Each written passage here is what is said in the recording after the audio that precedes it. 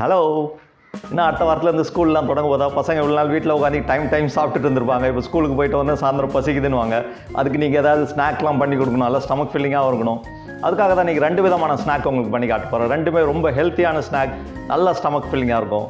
ஒன்று வந்து பாம்பே மசாலா டோஸ்ட், இன்னொன்று மசாலா பன்னீர் பர்கர். ரெண்டுமே சூப்பர். ஆஸ் யூஷுவல் எப்போதும் போல் ரொம்ப ஈஸியாக சிம்பிளாக பண்ணிடலாம்.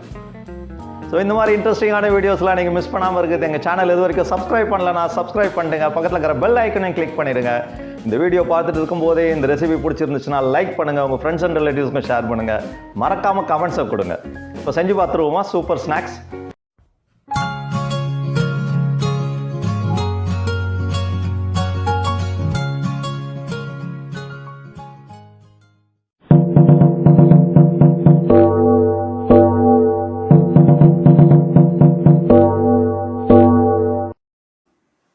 இன்றைக்கி நம்ம பாம்பே டோஸ்ட் பண்ணுறதுக்கு ஃபஸ்ட்டு ஸ்டவ்வை கொளுத்தி ஒரு பேனை ரெடி பண்ணிக்கலாம். இதில் ஒரு 2 அல்லது 3 டேபிள் ஸ்பூன் அளவுக்கு ஆயில் ஊற்றி கொஞ்சம் ஹீட் பண்ணிக்கலாம். எண்ணெய் ஹீட் ஆனோன்னு ஒரு டீஸ்பூன் அளவு கடுகு போட்டு அது வெடிக்கிற வரைக்கும் வெயிட் பண்ணலாம். கடுகு வெடித்த உடனே இஞ்சி, பூண்டு, பச்சை மிளகா இது 3ஐயும் நல்லா இடித்து வச்சுருக்கேன். ஒரு 4-5 பூண்டு, ஒரு துண்டு இஞ்சி, ஒரு 2 பச்சை மிளகா இடிச்சிங்கன்னா ஃப்ளேவர் சூப்பராக இருக்கும். இதை போட்டு ஒரு ஃபியூ செகண்ட்ஸ் வதக்கிட்டு இது கூட ஒரு கைப்பிடி அளவுக்கு கருவேப்பிலை சேர்க்கலாம். இந்த ஃப்ளேவர் சொல்லவே வேணாம், அட்டகாசமாக இருக்கும். இதெல்லாம் ஒரு ஃபியூ செகண்ட்ஸ் நம்ம வதக்கிக்கலாம். இதெல்லாம் வதங்கினோன்னு கொஞ்சம் நம்ம கொத்தமல்லி சேர்த்துக்கலாம்.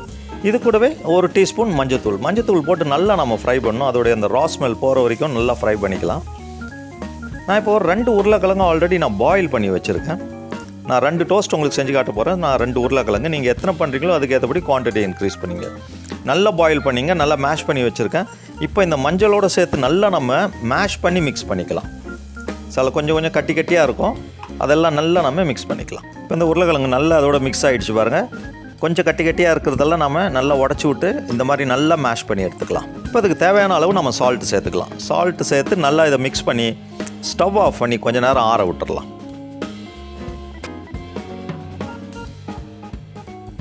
இப்போ இந்த சாண்ட்விச்சுக்கு நம்ம ஒரு இன்ஸ்டன்ட் மசாலா ஒன்று ரெடி பண்ணிக்கலாம். இது ஒன்றும் இல்லை, ஒரு 2 டீஸ்பூன் ஜீரகம், ஒரு டீஸ்பூன் சோம்பு, 1/2 டீஸ்பூன் மிளகு, இது 3ஐயும் நல்லா ஃப்ரை பண்ணி வச்சுருக்கேன். இது எல்லாத்தையும் நம்ம ஒரு மிக்ஸி ஜாரில் போட்டுக்கலாம். இப்போ இதோடைய நான் ஒரு டீஸ்பூன் அளவுக்கு மிளகாத்தூள் சேர்க்குறேன். நீங்கள் நார்மல் ரெகுலராக சேர்க்குற மிளகாத்தூளாக இருந்தாலும் சரி, காஷ்மீரி மிளகாத்தூளாக இருந்தாலும் சரி, இந்த மசாலா ரொம்பவே சூப்பராக இருக்கும். நீங்கள் அரைச்சி வச்சுக்கிட்டு அப்பப்போ உங்களுக்கு யூஸ் ஆகும். இது கூட நான் ஒரு டீஸ்பூன் அளவுக்கு சாட் மசாலா சேர்த்துக்கிறேன். இந்த ஃப்ளேவர் சாண்ட்விச்சுக்கெலாம் அட்டகாசமாக இருக்கும். இதை போட்டு இது எல்லாத்தையும் நல்லா நம்ம ஒரு பவுடராக அரைச்சி எடுத்துக்கலாம். அடுத்தது ஒரு க்ரீன் சட்னி ரெடி பண்ணணும். இந்த சாண்ட்விச்சுக்கு ரொம்ப இம்பார்ட்டண்ட் இது. இதுக்கு நான் ஒரு பாதி கட்டு கொத்தமல்லி, உங்களுக்கு எவ்வளோ குவான்டிட்டி வேணுமோ அவ்வளோ எடுத்துங்க. இது அப்படியே நீங்கள் ஃப்ரிட்ஜில் வைக்கலாம், கெட்டு போகாது, எப்பப்போ யூஸ் பண்ணலாம். நான் ஒரு பாதி கட்டு கொத்தமல்லி நல்லா சின்னதாக வெட்டி வச்சுருக்கேன். இது கூட ஒரு 3 பச்சை மிளகா வரும். பச்சை மிளகா பார்த்து போடுங்க, ரொம்ப காரமாகிடும் சில நேரத்தில். அப்புறம் கொஞ்சம் தேங்காய், ஒரு 2 பத்தன் வச்சுங்களேன், அந்த தேங்காய். இது கூடவே சால்ட்டு, பூண்டு ஃப்ளேவர் பிடிக்குன்றவங்க ஒரு 4-5 பூண்டு பல்லியும் சேர்த்துங்க, ரொம்ப நல்லாயிருக்கும். நான் சேர்க்கல. அப்புறம் ஒரு பாதி எலுமிச்சை பழத்தை நல்லா புழிஞ்சிடலாம். நம்ம இதையும் புழிஞ்சு நல்லா பேஸ்ட்டாக அரைச்சி எடுத்துடலாம். இந்த சட்னியோடைய கன்சிஸ்டன்சி பார்த்தீங்களா, நல்லாயிருக்கும். இதை நீங்கள் ஃப்ரிட்ஜில் வச்சு கூட யூஸ் பண்ணிக்கலாம், சூப்பராக இருக்கும் இந்த சட்னி. இப்போ நம்ம மெயின் மெனுக்கு போகலாம். ஒரு 4 ஸ்லைஸ் பிரெட் எடுத்திருக்கேன். இதில் நம்ம ஃபஸ்ட்டு பட்டர் தடவிக்கலாம். பட்டர் ரொம்ப அதிகமாக தடவணும்னு அவசியம் இல்லை. அதிகமாக தடவுனீங்கன்னா நம்ம டோஸ்ட் பண்ணும்போது அவ்வளோ கிறிஸ்பியாக வராது. இது எதுக்குன்னா இதுக்கு மேலே நம்ம சட்னி தடவணும், சட்னி ஊறாமல் இருக்கும். இது ஒரு வாட்டர் ப்ரூஃப் மாதிரி தான். ஸோ நம்ம எல்லாத்துலேயும் பட்டர் தடவிக்கலாம். பட்டர் வந்து நீங்கள் சாஃப்ட் பட்டர் கூட யூஸ் பண்ணலாம், இல்லைனா லைட்டாக அந்த மாதிரி கொஞ்சம் மெல்ட் பண்ணிவிட்டு கூட நீங்கள் இதில் தடவுனீங்கன்னா ஈஸியாக இருக்கும். அடுத்த முக்கியமான ஸ்டெப் வந்து க்ரீன் சட்னி. அது அவ்வளோ சூப்பரான ஒரு ஃப்ளேவர் கொடுக்கும். அந்த பட்டருக்கு மேலே அதை தடவுனீங்கன்னா இது உங்கள் டேஸ்ட்டுக்கு ஏற்றபடி எவ்வளோ திக்கு லேயர் தடவுறீங்களோ அவ்வளோ தடவிங்க நீங்கள், ரொம்பவே நல்லாயிருக்கும். இந்த பாம்பே மசாலா டோஸ்ட் வந்து ரொம்ப காமன் பாம்பேயில். இது டேஸ்ட் மட்டும் இல்லை, நல்ல ஸ்டமக் ஃபில்லிங்காகவும் இருக்கும். குழந்தைங்களாம் ரொம்ப ஆசைப்பட்டு சாப்பிடுவாங்க. இது செய்கிறது ரொம்ப ஈஸி.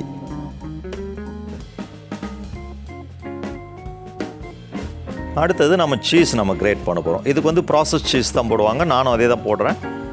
ஒரு ஸ்லைஸுக்கு ஒரு க்யூப் நீங்கள் யூஸ் பண்ணிங்கன்னா ரொம்ப நல்லாயிருக்கும். நல்லா ஹெவியாகவும் இருக்கும், டேஸ்ட் ரொம்ப நல்லாயிருக்கும் டோஸ்ட் பண்ணிட்ட பிறகு. இந்த மாதிரி நீங்கள் நல்லா கிரேட் பண்ணி ஒரு ஸ்லைஸில் மட்டும் நீங்கள் ஃபுல்லாக இதை ஸ்ப்ரெட் பண்ணிங்க. இந்த சீஸ் ப்ராசஸ் சீஸ் பிடிக்கல அப்படின்னா நீங்கள் வந்து மொசரல்லா சீஸ் கூட யூஸ் பண்ணலாம், அதுவும் நல்லா தான் இருக்கும். சீஸுக்கு மேலே அடுத்ததுன்னா வைக்க போகிறோம். அதுக்கு முன்னாடி நம்ம கையை கொஞ்சம் க்ரீஸ் பண்ணிக்கலாம். ஆயில் இல்லை பட்டர் போட்டு கொஞ்சம் நல்லா க்ரீஸ் பண்ணிங்க. இப்போ இந்த அளவுக்கு அந்த நம்ம உருளைக்கிழங்கை மேஷ் பண்ணி வச்சுருந்தோம் இல்லையா, அதை எடுத்து உள்ளங்கையில் வச்சு இந்த மாதிரி நல்லா தட்டையாக தட்டி இந்த ப்ரெட் ஸ்லைஸுக்கு சென்டரில் வச்சுருங்க. ஒரு முக்கால்வாசி ப்ரெட் ஸ்லைஸ் கவர் ஆகிற மாதிரி இருந்தால் போதும், சைட்லலாம் இருக்கணும்னு அவசியம் இல்லை. இதே மாதிரி நம்ம 2 ப்ரெட் ஸ்லைஸ்லேயும் ஒரு முக்கால்வாசி கவர் ஆகிற மாதிரி வச்சிடலாம். ஸோ உருளைக்கிழங்கும் வச்சாச்சு. இதுக்கு மேலே நான் வெள்ளரிக்காவை நல்லா ஸ்லைஸ் பண்ணி வச்சுருக்கேன், தின் ஸ்லைசஸாக இருக்குது. இப்போ இந்த வெள்ளரிக்காவை இந்த உருளைக்கிழங்கு அந்த ப்ரெட்டு ஃபுல்லாக கவர் ஆகிற மாதிரி ஒரு 4 ஸ்லைஸ் கரெக்டாக இருக்கும், வச்சிடலாம் நம்ம அதே மாதிரி. இப்போ இந்த ஸ்லைஸ்லேயும் நாம் வெள்ளரிக்காய் வச்சிடலாம் அந்த உருளைக்கிழங்குக்கு மேலே. இதையும் வச்சுட்டு இது சென்டரில் ஒவ்வொரு ஸ்லைஸ் தக்காளி வைக்கிறேன். ஏன்னா ப்ரெட் ஸ்லைஸ் சின்னதாக இருக்குல்ல, இதுக்கு மேலே வைக்க முடியாது. இப்போ ஃபைனலாக நம்ம ஒரு இன்ஸ்டன்ட் மசாலா அரைச்சி வச்சுருந்தோம் இல்லையா, அதை எடுத்து இதுக்கு மேலே அப்படியே கொஞ்சம் ஸ்ப்ரிங்கிள் பண்ணிக்கலாம். அந்த மசாலா உங்களுக்கு எவ்வளோ டேஸ்ட் அந்த ஃப்ளேவர் பிடிக்குமோ அவ்வளோ போட்டுங்க. இவ்வளோ தான் போடணுன்னு அளவு கிடையாது, உங்களுக்கு எந்த அளவுக்கு பிடிக்குமோ அந்த அளவுக்கு ஸ்ப்ரிங்கிள் பண்ணிங்க. ஸ்ப்ரிங்கிள் பண்ணிவிட்டு இப்போ இந்த ஸ்லைஸ் ப்ரெட் எடுத்து மேலே நம்ம கவர் பண்ணிடலாம். இப்போ அடுத்தது என்ன பண்ண போகிறோன்னு பார்ப்போம். நெக்ஸ்ட்டு நம்ம டோஸ்ட் பண்ண வேண்டியது தான். இப்போ ஸ்டவ்வை கொளுத்தி இந்த ப்ரெட் டோஸ்டர் இருக்குதுல, அது எல்லா வீட்லேயும் இருக்கும்னு நினைக்கிறேன். ரொம்ப commonly available normal bread toaster. இது ஒரு ஃபியூ செகண்ட்ஸ் நம்ம ஹீட் பண்ணி ஜஸ்ட் ஒரு சின்ன துண்டு பட்டரை போட்டு அப்படியே நம்ம க்ரீஸ் பண்ணிக்கலாம் ஒரு சைடு. இப்போ நம்ம அந்த டோஸ்டரில் இந்த ப்ரெட்டை வச்சு இதுக்கு மேலேயே கொஞ்சம் பட்டர் தடவணும். ஏன்னா அந்த சைடு நம்ம க்ரீஸ் பண்ண வேண்டியது இருக்குல்ல. நான் பட்டர்ஸ் வந்து அதிகமாக தடவிடாதீங்க, சொன்ன மாதிரியே எல்லாம் கிறிஸ்பியாக வராது ப்ரெட்டு. ஃப்ளேமை வந்து சிம்மில் வச்சுங்க, அப்போ தான் வந்து நல்லா கிறிஸ்பியாகவும் வரும், உள்ளே நல்லா வேகும், அந்த டேஸ்ட் அந்த ஃப்ளேவர் அப்போ தான் கிடைக்கும். இப்போ நல்லா இதை டைட்டாக மூடி ஒரு சைடு வந்து ஜஸ்ட் 1 மினிட் வச்சா போதும், நம்ம நெருப்பில் காட்டினா போதும், நல்லா ப்ரௌனிஷ் ஆகிடும். அதே மாதிரி 2 சைடும் ஒவ்வொரு மினிட் வச்சுடுங்க போதும். இப்போ நம்ம டோஸ்டர் ஓப்பன் பண்ணி பார்த்துடலாமா? ஆஹா, சூப்பராக வந்திருக்கு பாருங்கள், கரெக்டாக வந்திருக்கு. இப்போ நம்ம இதை எடுத்துடலாம், அடுத்ததையும் டோஸ்ட் பண்ணிக்கலாம். 2 டோஸ்ட்டும் ரெடி. இப்போ இது சூடாக இருக்கும்போது இந்த டோஸ்ட்டை வந்து நம்ம கட் பண்ணிக்கலாம். மேலே அவ்வளோ கிறிஸ்பியாக இருக்குது, வெட்டும் போது அவ்வளோ சாஃப்டாக இருக்குது உள்ளே, ஏன்னா அந்த சீஸ் எல்லாம் நல்லா மெல்ட் ஆகிருக்கு. ஸோ இந்த மாதிரி கிராஸ் வைஸில் நம்ம கட் பண்ணிக்கலாம். 4 பீசஸ் மாதிரி இருக்கும், ஃபுல்லாக எடுக்கணும்னு அவசியம் இல்லை பீசஸை. இதே மாதிரி நல்லா சூடாக இருக்கும்போதே கட் பண்ணோம்னா அழகாக கட் பண்ணலாம். இப்போ இதுக்கு மேலே வந்து அந்த க்ரீன் சட்னி ஃபஸ்ட்டு பண்ணி வச்சுருந்தோம்ல, அதை ஜஸ்ட்டு ஒரு டேஸ்ட்டுக்கு மேலே லைட்டாக நம்ம அப்ளை பண்ணிக்கலாம். இதே மாதிரி நம்ம அந்த சாண்ட்விச்சில் கொஞ்சம் க்ரீன் சட்னி தடவிடலாம். இதுக்கு மேலே இன்னும் கொஞ்சம் கார்னிஷ் பண்ணுவோமா? என்ன பண்ணலாம், கொஞ்சம் சீஸ் இருக்குது, அந்த சீஸை கொஞ்சம் கிரேட் பண்ணி விடுவோம். அந்த க்ரீன் கலர் மேலே வெள்ளை கலராக அப்படி விழுந்துச்சுன்னா சூப்பராக எப்படி இருக்குது பாருங்கள், சூப்பராக இல்லை? இந்த சீஸ் அப்படி 2 சாண்ட்விச் மேலேயும் அப்படியே கொஞ்சம் கிரேட் பண்ணி விட்டுட்டு என்ன பண்ணலாம், இன்னும் கொஞ்சம் கலர்ஃபுல் ஆக்கலாமா? என்கிட்ட இந்த ஆலு பூஜையாக இருக்குது, இந்த பூஜையா சேவ்லாம் பேக்கெட்டில் வருதுல்ல, அதை எடுத்து கொஞ்சம் மேலே அப்படி தூவி விடுங்களேன். எப்படி இருக்குது க்ரீன், அதுக்கு மேலே ஒயிட்டு, அதுக்கு மேலே கொஞ்சம் எல்லோ கலர் பூஜையா, பேக்ரவுண்டு ப்ரௌனிஷான ஒரு சூப்பரான டோஸ்ட்டு, சுட சுட அப்படி சாப்பிடுங்க. இப்போ நம்ம மசாலா பன்னீர் பர்கர் பண்ண போகிறோம்.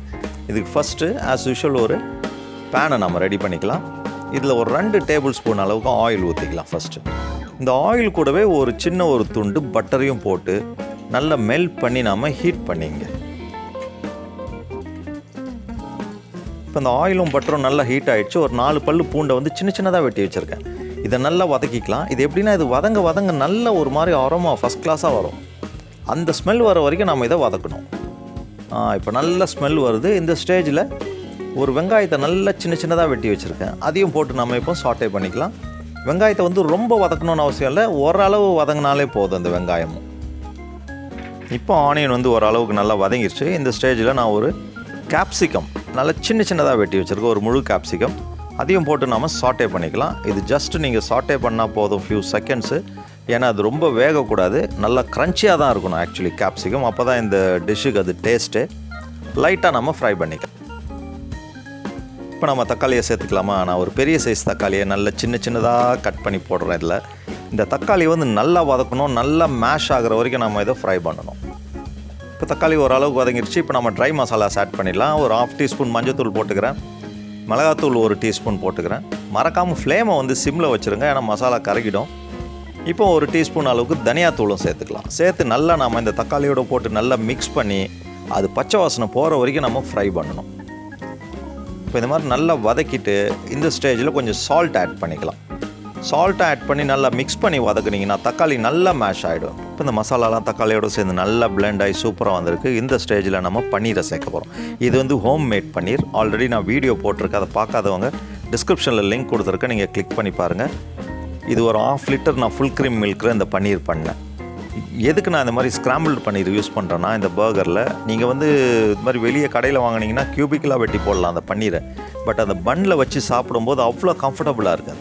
அதனால தான் நான் இந்த மாதிரி ஹோம் மேட் பன்னீரை ஸ்க்ராம்பிள் பண்ணி போடுறேன். சாப்பிட்றதுக்கு சூப்பராக இருக்கும். இந்த மாதிரி கொஞ்சம் சின்ன சின்ன கட்டியாக உடச்சி விட்டு நல்லா மிக்ஸ் பண்ணிடுங்க.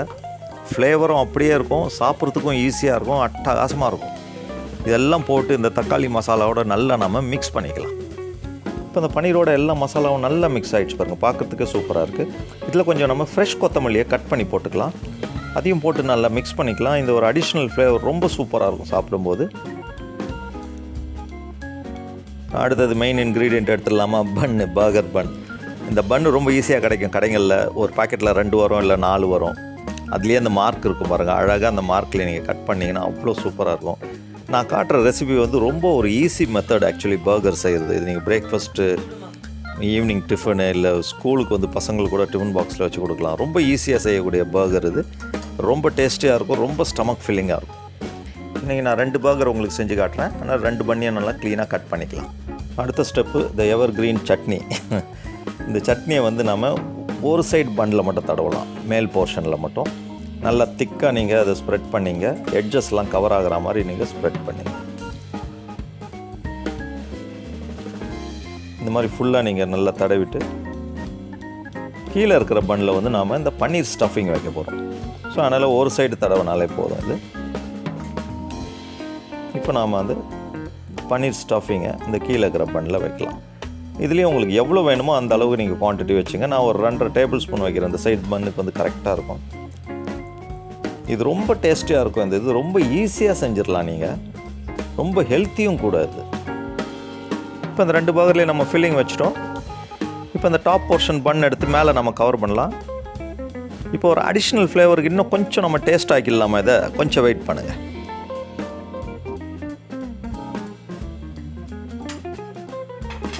சொன்ன மாதிரி அந்த பன்னீர் பர்கருக்கு ஒரு ஃபைனல் டச் கொடுத்துடலாமா, ஒரு அடிஷ்னல் டேஸ்ட்டு. இதுக்கு ஒரு தவாவை கொஞ்சம் ஹீட் பண்ணி கொஞ்சம் பட்டரை போட்டு கொஞ்சம் மெல்ட் பண்ணிக்கலாம் ஃபஸ்ட்டு. இப்போ பட்டர் நல்லா மெல்ட் ஆகிடுச்சு. இதில் வந்து இன்ஸ்டன்ட் சாண்ட்விச் மசாலாவில் ஒரு டீஸ்பூன் போட்டுக்கலாம். அப்புறம் கொஞ்சம் கொத்தமல்லியை நல்லா ஃபைனாக சாப் பண்ணி வச்சுங்க, அதையும் போட்டு நல்லா மிக்ஸ் பண்ணிங்க. அந்த மசாலாவை லைட்டாக ஃப்ரை பண்ணிக்கலாம். நம்ம அந்த பட்டரில் அந்த மசாலா ஃப்ரை ஆகும்போது நல்ல ஃப்ளேவர் வருது சூப்பராக. இப்போ நல்லா அப்படியே ஃப்ரை பண்ணிவிட்டு நாம் இந்த பர்கர் இருக்குல்ல, பர்கர் அப்படியே தலைகீழ போட்டு அந்த பன்னை வந்து அந்த ஹீட்லேயே அந்த மசாலாலாம் அப்படியே நம்ம டோஸ்ட் பண்ணணும். லைட்டாக டோஸ்ட் ஆகும் அந்த ஹீட்டில். மசாலா மேலே ஃபுல்லாக அப்படியே நல்லா கோட் ஆகும்.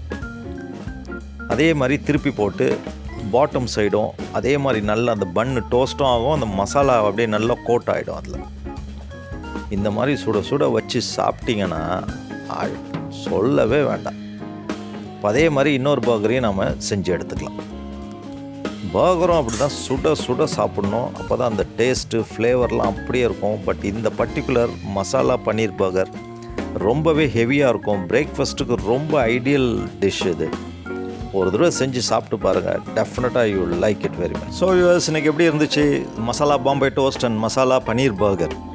ரெண்டுமே ஒரு சூப்பர் டிஷ்ஷு. மார்னிங் பிரேக்ஃபாஸ்ட் இல்லை ஈவினிங் டிஃபன் எப்போ உங்களுக்கு இஷ்டமோ அப்போல்லாம் சாப்பிட்லாம். செஞ்சு ஈஸியாகவும் செஞ்சிடலாம். கண்டிப்பாக எல்லாருக்குமே பிடிக்கும். அதை செஞ்சு பார்த்துட்டு உங்களுடைய கமெண்ட்ஸை கொடுங்க. இந்த ரெசிபியை பார்த்துட்டு இருக்கும்போது பிடிச்சிருந்துச்சுன்னா மறக்காமல் லைக் பண்ணுங்கள், உங்கள் ஃப்ரெண்ட்ஸோடையும் ஷேர் பண்ணுங்கள். இது வரைக்கும் எங்கள் சேனலை நீங்கள் சப்ஸ்கிரைப் பண்ணாமல் இருந்தால் சப்ஸ்கிரைப் பண்ணி பக்கத்தில் இருக்கிற அந்த பெல் ஐக்கனையும் கிளிக் பண்ணி வச்சுங்க. நான் ஒவ்வொரு தடவையும் சொல்கிற மாதிரி உங்களுடைய கமெண்ட்ஸை கொடுங்க, அப்போ தான் எங்களுக்கு ரொம்ப ஹாப்பியாக இருக்கும். நீங்கள் என்ன நினைக்கிறீங்கன்றது எங்களுக்கு தெரியும். உங்கள் சஜஷன்ஸ், ஒப்பீனியன், உங்கள் ஐடியாஸ் என்னன்றது தெரியும். ஸோ மறக்காமல் உங்கள் கமெண்ட்ஸை கொடுங்க. இதே மாதிரி இன்னொரு இன்ட்ரெஸ்டிங்கான ஒரு ரெசிபி எடுத்துகிட்டு உங்களை நான் மீட் பண்ணுறேன். Until then, good day.